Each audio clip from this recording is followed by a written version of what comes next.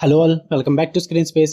ఈ వీడియోలో Bharatanatyam 2 Mohini Aattam movie review అయితే తెలుసుకుందాం. రీసెంట్గానే నెట్ఫ్లిక్స్లోకి తెలుగు డబ్బింగ్తో పాటు స్ట్రీమింగ్కి వచ్చింది. డబ్బింగ్ కూడా బాగుంది. రన్ టైం అయితే 2 hours 23 minutes అయితే ఉంది. మరి ఇది చూడాలంటే ఖచ్చితంగా పార్ట్ 1 చూడాలా అంటే బ్రో, ఈ ఫ్యామిలీ ఏదైతే ఉన్నారో శశి నాయర్ ఫ్యామిలీ, వాళ్ళ ఫ్యామిలీ గురించి తెలియాలన్నా, క్యారెక్టర్ గురించి తెలియాలన్నా పార్ట్ 1 చూస్తే అర్థమవుతుంది. లేదు బ్రో జస్ట్ ఈ స్టోరీ చూస్తే చాలు అనుకుంటే మీరు చూసేయచ్చు, నో ప్రాబ్లం, అర్థమైపోద్ది. పెద్దగా ట్విస్టులు గట్ట ఏమి ఉండవు పార్ట్ 1 లింక్ అయ్యేంతలాగా. సో ఈజీగా చూసేయచ్చు, అర్థమైపోద్ది. ఇక ఈ స్టోరీ ప్లాట్ విషయానికి వచ్చేస్తే, ఎక్కడైతే పార్ట్ 1 ఎండ్ అయిందో అక్కడి నుంచే స్టార్ట్ అవుతుంది. ఆఫ్టర్ శశి నాయర్ ఫాదర్ చనిపోయిన తర్వాత కొన్ని సెటిల్మెంట్స్ అయితే జరుగుతూ ఉంటాయి అన్నమాట వాళ్ళ ఫ్యామిలీలో. అదే టైంకి కొంతమంది కొత్త పర్సన్స్ కూడా వచ్చి కొన్ని లిటికేషన్స్ అయితే పెడుతూ ఉంటారు.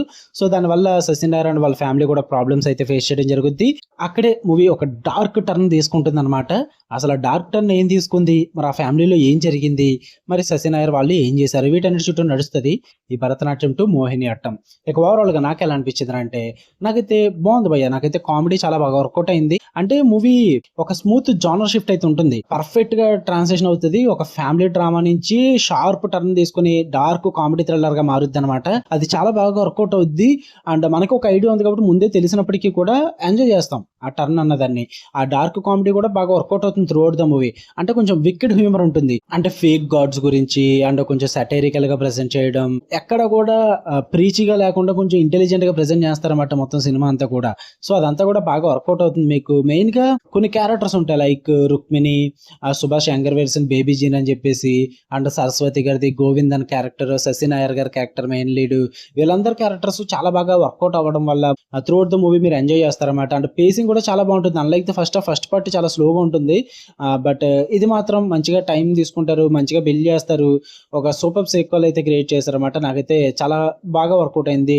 అండ్ టెక్నికల్లీ కూడా మూవీ చూడడానికి చాలా బాగుంటుంది. మ్యూజిక్ కూడా చాలా బాగా వర్కౌట్ అయింది, కామెడీ పరంగా కానీ and dark comedy thriller vibes పరంగా కూడా నాకైతే నచ్చింది.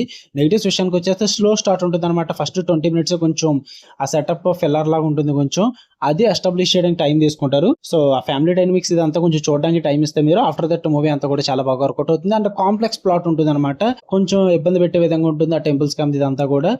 సో సింపుల్ కామెడీ ఎక్స్పెక్ట్ చేసే వాళ్ళు ఎవరైనా ఉంటే కనుక ట్రై చేయండి. మరీ ఎక్కువగా ఎక్స్పెక్ట్ చేసి ఏవో ట్విస్ట్లు ఎక్స్పెక్ట్ చేస్తే అంత ఏముండదు మూవీలో, just for time pass movie అంతే. ఇది చూద్దాం అనుకుంటే ట్రై చేయండి, ఫ్యామిలీతో కూడా చూడొచ్చు, no problem at all movie.